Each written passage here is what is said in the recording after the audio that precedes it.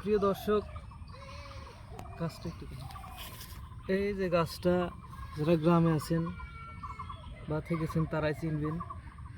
এই গাছটা হচ্ছে নাম হচ্ছে দলকলস। আমরা ছোটবেলায়